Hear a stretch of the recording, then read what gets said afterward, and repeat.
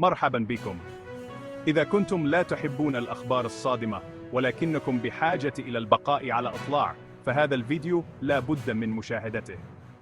اليوم يواجه مغني الراب ومنتج الموسيقى شون ديدي كومز تدقيقا شديدا. إنه يواجه 120 اتهاما جديدا بالاعتداء الجنسي، بما في ذلك مزاعم تتعلق بقاصرين. تأتي هذه الاتهامات بعد اعتقاله في نيويورك بتهم الاتجار بالبشر من أجل الاستغلال الجنسي. صرح المحامي توني بوزبي الذي يمثل بعض الضحايا أن جدار الصمت قد تم كسره مع ظهور 120 ضحية جديدة، 25 منهن كن قاصرات وقت الاعتداءات المزعومة. تلقى مكتب بوزبي أكثر من 358 مكالمة من أفراد يزعمون أنهم ضحايا أو شهود، وقد أطلقت شكوى من شريكة ديدي السابقة كاسي فينتورا موجة الاتهامات، مما دفع المدعين الفيدراليين إلى اتخاذ إجراءات.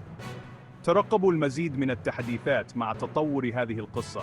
هذا وضع متطور مع تداعيات قانونية واجتماعية كبيرة محتملة.